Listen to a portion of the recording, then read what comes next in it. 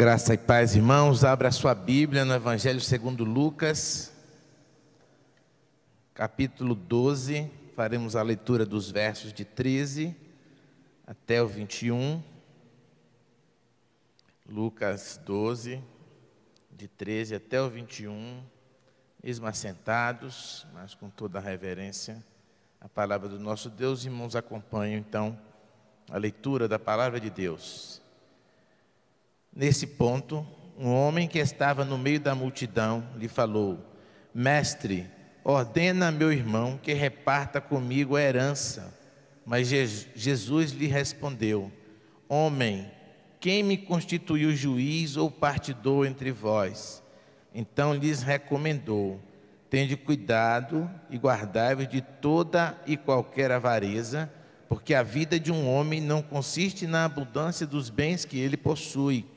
E lhes proferiu ainda uma parábola, dizendo: O campo de um homem rico produziu com abundância, e arrazoava consigo mesmo, dizendo: Que farei, pois não tenho onde recolher os meus frutos? E disse: Farei isto: destruirei os meus celeiros, reconstruí-los-ei maiores, e aí recolherei todo o meu produto e todos os meus bens. Então direi à minha alma: Tens um depósito, muitos bens para muitos anos. Descansa, come, bebe, regala-te. Mas Deus lhe disse: Louco, esta noite te pedirão a tua alma, e o que tens preparado, para quem será? Assim é o que entesoura para si mesmo e não é rico para com Deus. Senhor Deus, fala aos nossos corações nesta manhã, Senhor, mais uma vez. Amém. O mestre adverte sobre as riquezas. Estamos no ano do discipulado. Discípulo preparado é o tema da igreja para 2023.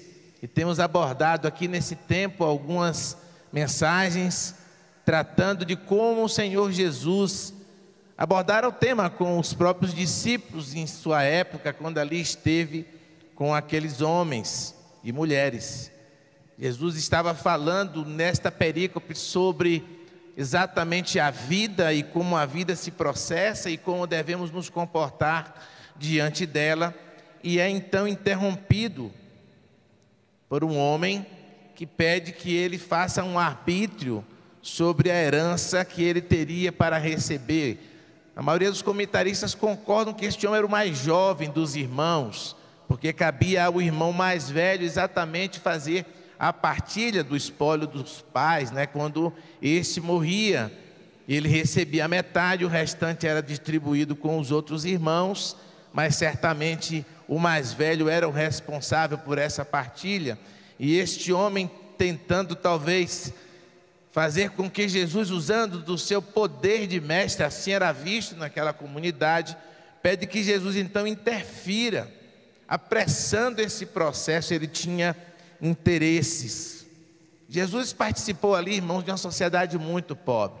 Já falávamos aqui sobre como a pobreza é abordada no livro de Lucas. O pastor Lauro falava também sobre Lucas como sendo o livro dos necessitados, dos marginalizados. E sim, Lucas aborda isso com muita propriedade, com riqueza de detalhes. Aquela comunidade sofria bastante, já falávamos aqui, não somente pela sua liderança corrupta, mas também pela opressão do Império Romano, a alta carga tributária, um fisco implacável que tinha o governo romano e hostil aos judeus. Cobravam impostos de uma série de coisas, de imóveis, da produção, do uso de praças, do uso de pontes. Era o Império Romano, ele era implacável com o seu leão, como temos o nosso aqui também no Brasil. Mas Jesus queria que aquela comunidade não se agarrasse tanto à riqueza, não olhasse na riqueza como uma saída para os seus problemas, não se apegassem a isso e ficassem atentos à mensagem que ele trazia. Era uma mensagem diferente, era uma mensagem que trazia uma transformação.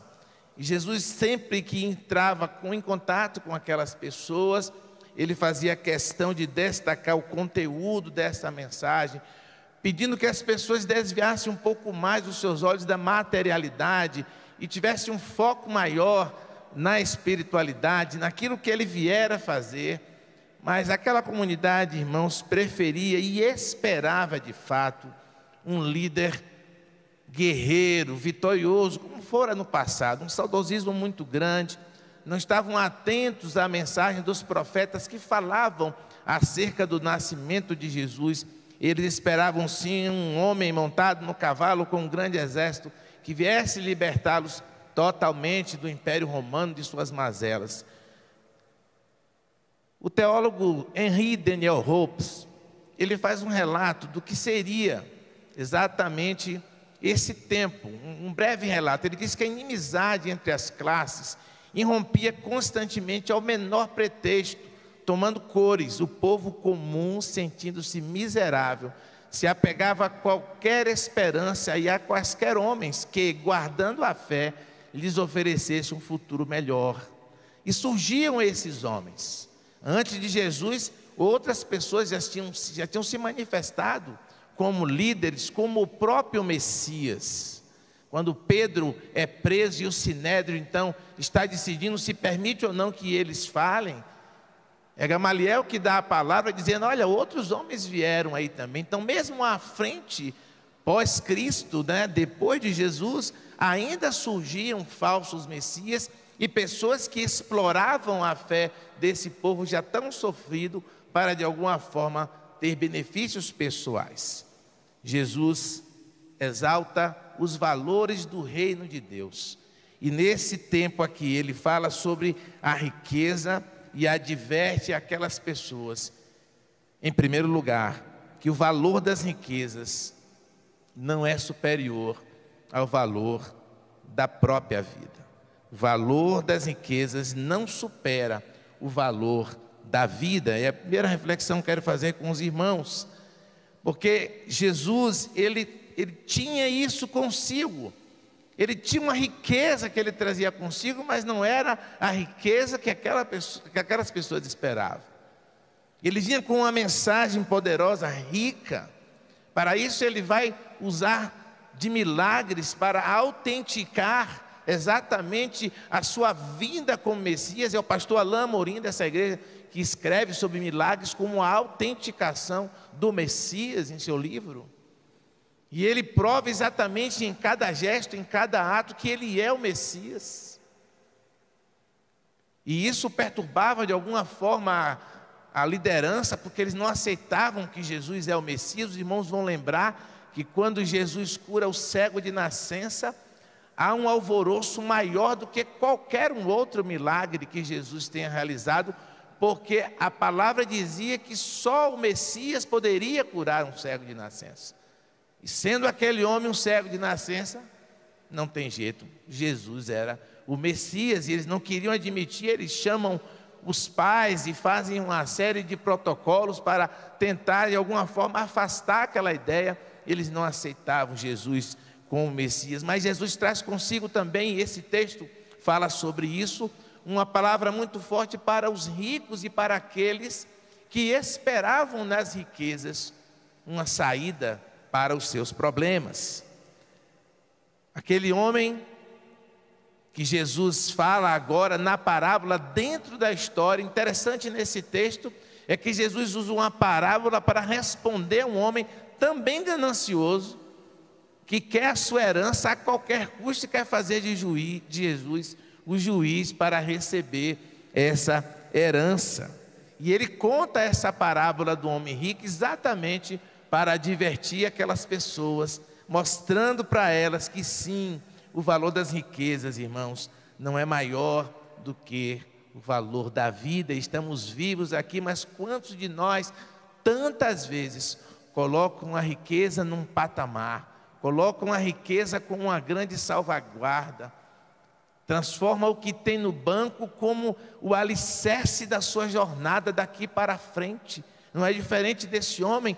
Ele olha para um futuro, mas um futuro bem material, e nós vamos falar um pouquinho mais sobre isso. E nós encontramos pessoas ricas que muitas vezes não sabem o que fazer com as suas riquezas, e são tal qual este homem aqui dessa história. E Jesus fala ainda hoje, a riqueza não é maior do que o valor da vida, do que a própria vida. O escritor Sidney Harris, ele tem uma frase muito interessante que provoca uma reflexão muito profunda. Ele diz que ricos infelizes estão em pior situação do que pobres infelizes, pois os pobres infelizes, pelo menos, alimentam a ilusão de que o dinheiro poderia resolver os seus problemas. Os ricos já chegaram lá. E assim é a história desse jovem, que ele entende que na hora que a partilha acontecer, a sua vida vai mudar. Quem sabe ele vai para um outro país, ele vai para um outro lugar, onde ele entende que possa ser feliz e não ali naquela comunidade. E aquele homem aborda Jesus e interrompe Jesus. Interromper o mestre era algo terrível, mas Jesus permitia essa interação. Perceba um Deus maravilhoso que não só vem conosco, mas como com um quadro de escola. Ele senta-se com as pessoas para ensiná-las, escrevendo ali uma regra de vida diferente. A deste domingo, nesta manhã, quer afastar o homem do amor à riqueza, de ver a riqueza como solução para os seus problemas. E nós conhecemos, irmãos, em nossa sociedade, muitas histórias de pessoas que experimentaram o que esses ricos dessa frase do Sidney experimentaram e não avançaram, muito pelo contrário, alguns até enlouqueceram. Sim, irmãos, a vida não consiste na quantidade de bens, no quanto de bem você tem. Isso não faz você superior às outras pessoas. Isso traz consequências terríveis nos relacionamentos, na própria vida, no seu dia a dia. Nós começamos a ver as pessoas como instrumentos para a nossa caminhada, para a nossa promoção, para a nossa acumulação. Nós não começamos mais a entender que são pessoas como nós, mas que são meros trampolins para chegarmos aonde nós queremos. As pessoas começam a usar as outras e amar as coisas, e nós sabemos que nós devemos amar as pessoas e usar as coisas. Mas essa corrida louca, e ainda mais nesse tempo, no século 21, quando nós conseguimos acumular muito mais do que naquela pobre comunidade, onde poucos conseguiam de fato juntar alguma riqueza, onde cada dia nasce um novo rico, um novo bilionário. E na matéria recente agora, em um desses correios eletrônicos de economia, o escritor falava de quantos pobres custa um bilionário. Quantos pobres é preciso para se criar um bilionário? E Jesus então quer tratar da vida. E os gregos usavam a palavra vida, eles usavam em 3 expressões conhecidas nossas. A palavra bios, que deu origem à nossa biologia. Os gregos tratavam a bios como uma forma quantitativa de ver a vida, o quanto você viveu, a sua trajetória, o tempo de vida. E este homem aqui, na parábola, ele fala de tempo também. Eles usavam psique, que é a palavra que aparece nessa perícope 2 vezes, que é exatamente a vida qualitativa, relacional, de valores, de sentimentos que nós temos. Essa vai dar origem à nossa psicologia, que aborda exatamente o sentimento e a vida. E abro um parêntese mais uma vez, que não vamos discutir aqui dicotomia e tricotomia, apenas tratar a vida como os gregos usavam naquele tempo, que é a palavra psique, usada 2 vezes nesse texto. E eles usavam a palavra zoe, a mesma que está em João 14,6, quando Jesus diz: eu sou o caminho, a verdade e a vida. Aparece 3 expressões gregas fortes, né, com uma aspiração áspera no grego, dando força a essas palavras, que são as palavras rodós, aletheia e zoe, que é caminho, verdade e vida. E é dessa vida que Jesus está falando quando ele se refere à vida. O homem da parábola se refere à vida como psique, valores terrenos, mas Jesus se refere, quando fala nesse texto, à vida em seu potencial divino, à vida que Deus nos traz, quando ele diz que a vida é superior a qualquer riqueza. Zoe é mais que bios, é mais do que psique. É isso que Jesus está dizendo. Infelizmente, ao longo do tempo, a palavra perdeu o seu conteúdo tão poderoso e emprestamos à zoologia. A palavra Zoe vai dar origem, mas esta é a vida em Deus. É a vida que faz com que nós olhemos para dentro de nós mesmos, avaliemos aquilo que temos, o que construímos até aqui, colocamos na balança de Deus, para que Ele sim possa julgar e nos perguntar: valeu a pena? E quantos de nós chegou ao último momento da vida e fazemos a nós mesmos essa pergunta: valeu a pena?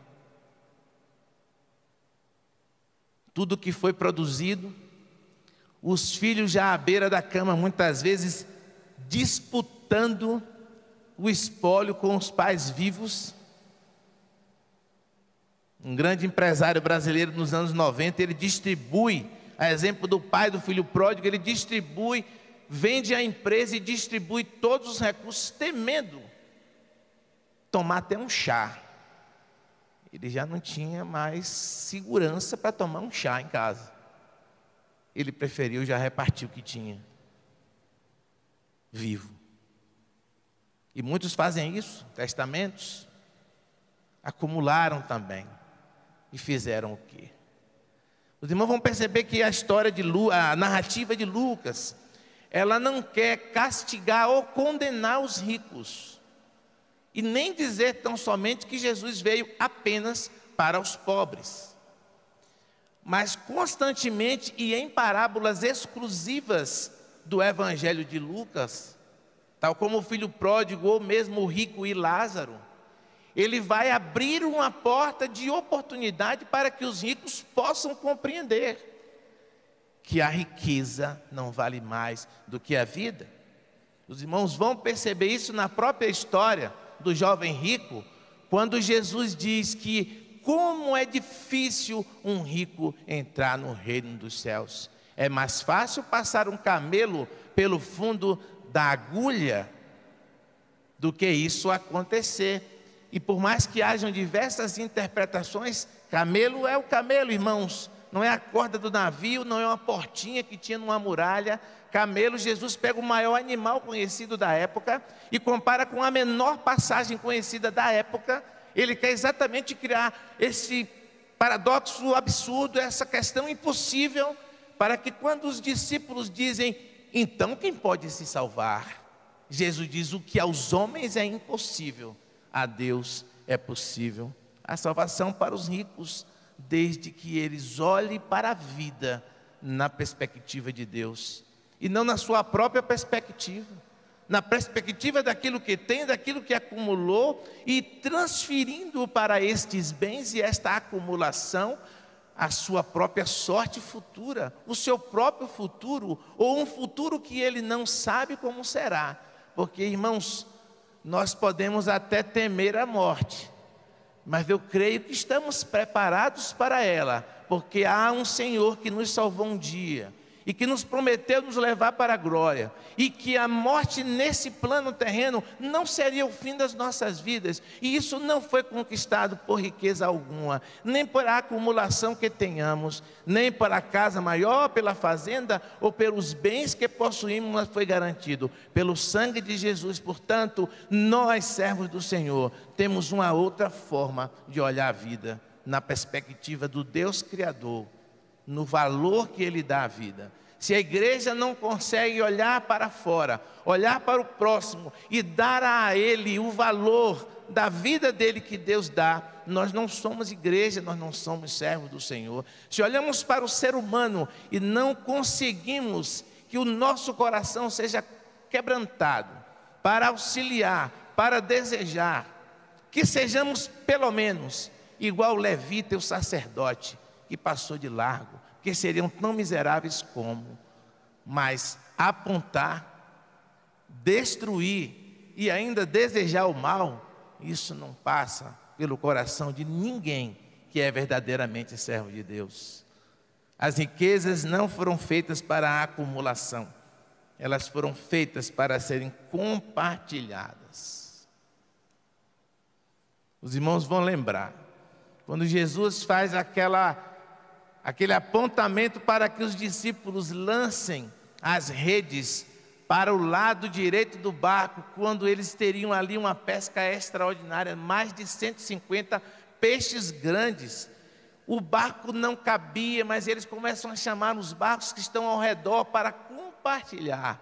Eles estavam ricos naquele dia, e eles chamaram os outros para compartilhar daquela riqueza que o Senhor entregava ali nas mãos deles. Sim, amados irmãos, o apóstolo Paulo reforça essa questão do valor da vida, quando nós percebemos que na perspectiva da misericórdia de Deus, e que ela a cada manhã renova os nossos dias e faz com que vivamos cada dia que temos, é a prova maior de que o valor está na vida. Paulo fala isso em Efésios capítulo 2, versos 4 e 5, ele diz: mas Deus, sendo rico em misericórdia.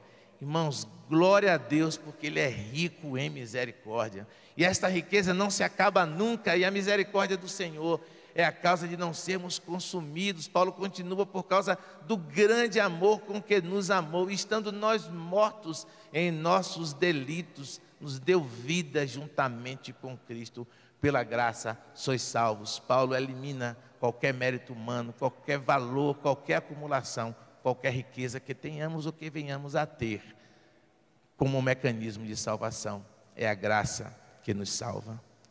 Em segundo lugar, entramos agora na parte do homem da parábola, o homem rico. Ele diz: destruirei os meus celeiros, reconstruí-los-ei maiores, e ali recolherei todo o meu produto e todos os meus bens. Versículo 18. Percebemos aqui a indiferença para com Deus, e Jesus adverte exatamente desse perigo, irmãos. Como as riquezas podem nos levar à indiferença em relação a Deus.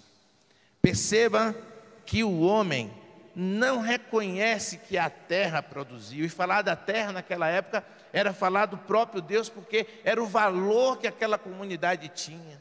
Os irmãos vão observar em todo o conteúdo do Deuteronômio, há uma forte expressão dos escritores para que a comunidade repartisse, não deixasse que ninguém passasse na necessidade, porque a terra era o lugar onde Yahvé fez a aliança com o seu povo, e a terra iria garantir a sobrevivência do povo. Portanto, reconhecer o valor da terra na pessoa de Deus era reconhecer o próprio Deus. Aquele homem ignora completamente a fonte de todas as bênçãos, que é o Senhor nosso Deus.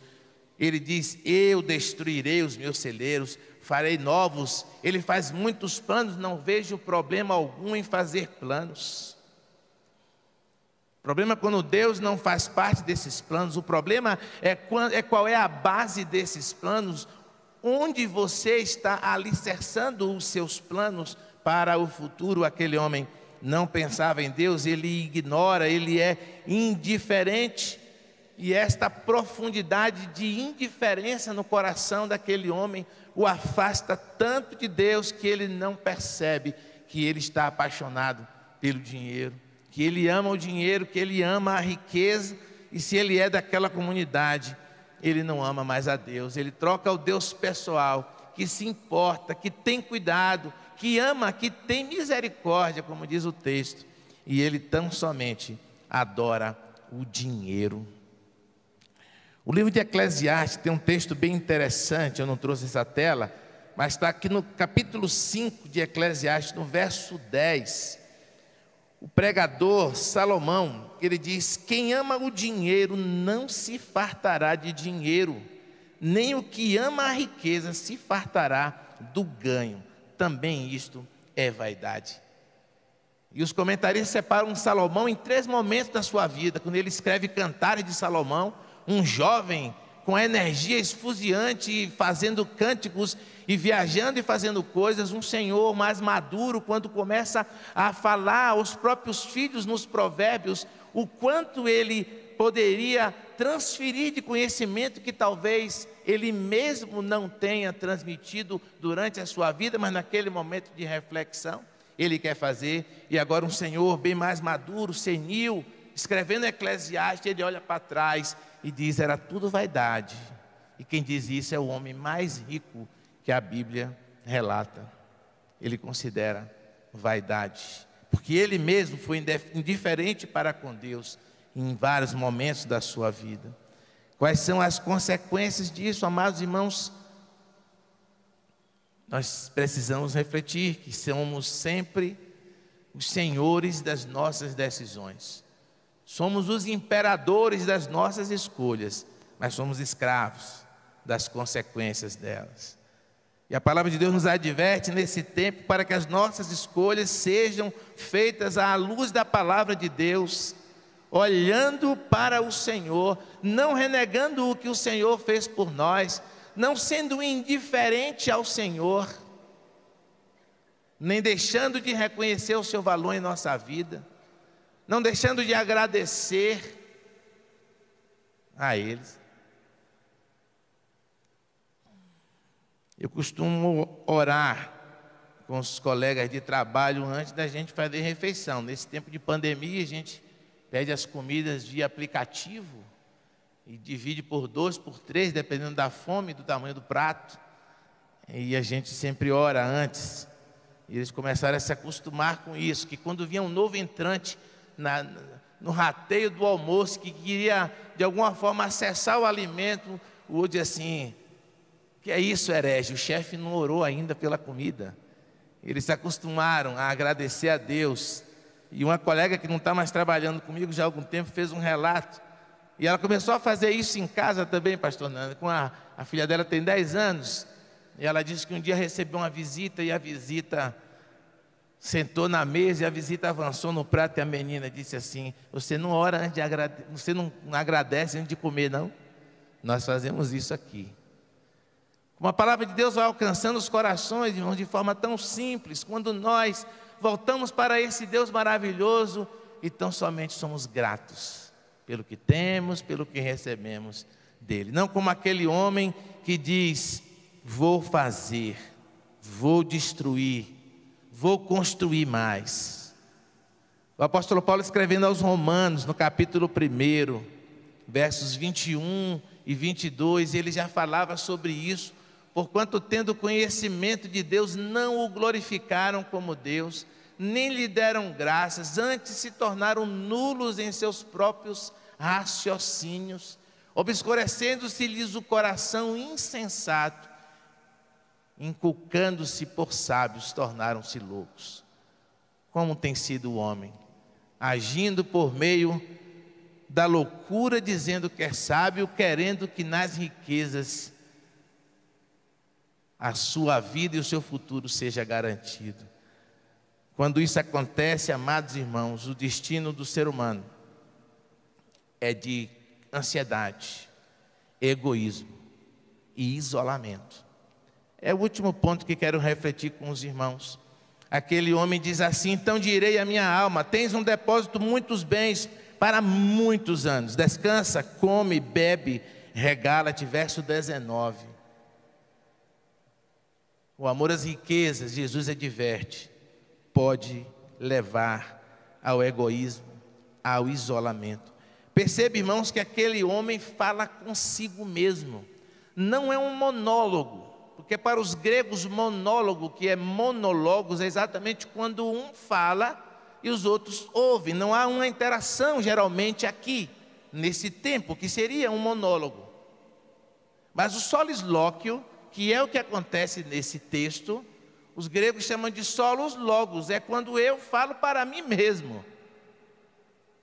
Não preciso de plateia. Aquele homem está tão mergulhado no seu orgulho, na sua vaidade, nas suas riquezas, perdeu a noção do tempo, do que faz, perdeu a noção da própria realidade, e ele fala para ele mesmo, ele responde para ele mesmo. E se o irmão for contar, eu lhe garanto nesse texto, quanto à palavra eu, mesmo o verbo dizendo que o sujeito oculto é eu, está ali: eu direi, o meu. Os pronomes são possessivos e todos os textos remetem a ele mesmo. São mais de 10 vezes que ele fala eu, meu, meus, minhas. Ele não tem uma outra palavra, e isso leva o homem ao egoísmo, a esquecer do seu semelhante, leva o homem ao isolamento, porque o sujeito que fala, pelo menos do monólogo, tem gente ao redor participando que, quem sabe, uma hora poderá interagir, mas no solilóquio não, ele fala sozinho, ele fala consigo mesmo. E nós costumamos dar um nome para as pessoas que falam sozinhas consigo mesmo. Alma, tens muitos anos, quem garante àquele homem? Aliás, a conclusão do texto dirá que ele não tem nada garantido, ele está cego. Irmãos, isso é Jesus advertindo aos seus discípulos. É como digo, se ele estivesse ali com aquele quadrinho de giz e dizendo, olha, isso dá essa consequência, essa e esta aqui. E Jesus começa a listar os problemas. E aquele homem começa a pensar que o futuro dele está garantido, porque ele diz, tem muitos anos. Você tem muita coisa para fazer, você tem muita coisa para viver. E a pandemia que passamos durante esses 2 anos, e ainda mesmo que arrefecida, atuando ainda nesse tempo, nos mostra que nós não temos controle de nada. Que nós não podemos dizer a nossa própria psique, a nossa vida, você tem muitas coisas, você tem muitos depósitos, porque a alma aqui não é o espírito é pneumático e não psique. Jesus veio libertar o homem deste mal. Aquela sociedade não compreendeu e Jesus começa a descartar as riquezas e aponta para si. Esse sim pode apontar para si, o nosso Cristo, o nosso Rei. Ele pode dizer que a solução está nele. Ele pode dizer que a vocação do ser humano é ir ao encontro dele, porque é ele que traz libertação. É nele que reside todas as riquezas do Senhor. E sendo rico, o texto vai dizer que ele se fez igual a nós, esteve aqui conosco e preferiu passar por tudo que o ser humano passou para mostrar que o valor está na vida. Sim, irmão, Jesus veio livrar o homem da autossuficiência. Jesus veio fazer uma ponte entre esse plano terreno e o plano celestial, mostrando que aqui é passageiro e que lá é eterno. Mostrando que o único futuro que você pode projetar para a sua vida é quando Jesus está em sua vida e quando Jesus está em seu coração. Fora isso, não há nenhum outro plano, não há nenhum outro projeto que possa ser feito quanto à vida vindoura, porque só Cristo nos garante a vida eterna. Jesus veio mostrar para aquela comunidade como é ser rico para com Deus. Jesus refuta a ideia de que o homem vai ser condenado porque ele é rico. Não, ele será condenado porque ele, ao longo da sua vida, não se preparou para a próxima vida. Conta-se que um rei procurou o bobo da corte, pegou o seu cetro e disse para ele: bobo, toma este cetro. E quando você encontrar um homem mais tolo, mais insensato, mais bobo que você pode entregar. E ele disse: majestade, para onde você vai? E o rei disse assim: vou partir para uma viagem e não sei o destino. E o bobo disse: você se preparou para essa viagem?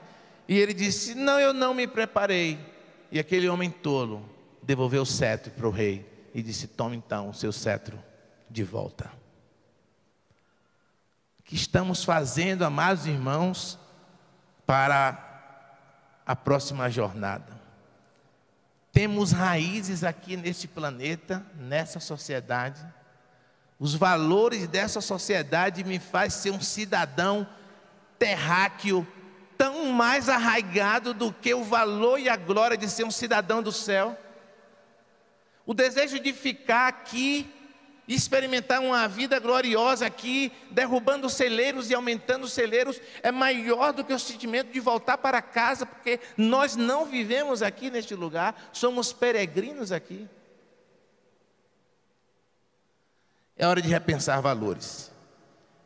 É hora de pensar se não estamos sendo igual o homem da repartição da herança, ou o rico que pensa que aqui é o lugar onde tudo vai acontecer.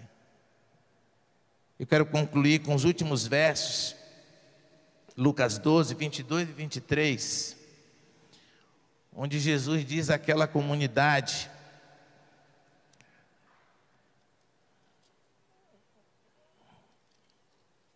a seguir, dirigiu-se Jesus a seus discípulos, dizendo: por isso eu vos advirto, não andeis ansiosos pela vossa vida quanto ao que haver de comer, nem pelo vosso corpo quanto ao que haver de vestir, porque a vida é mais do que o alimento, e o corpo mais do que as vestes. Jesus ensinando os seus discípulos, fazendo com que eles sejam discípulos preparados. E foram, irmãos, o Evangelho chegou aqui, até nós, porque aqueles homens e mulheres amaram a palavra e seguiram a Cristo de tal forma que nós recebemos essa palavra de salvação. Pensemos na próxima geração. Estaremos pregando o Evangelho para que outros mais, assim como nós, 2000 anos depois, recebemos essa palavra. O que é que receberão de nós se essa palavra não for pregada? Que nós possamos, como o escritor do hino que cantaremos agora, que possamos dizer: riquezas não preciso ter, mas sim celestes bens. Que Deus nos abençoe.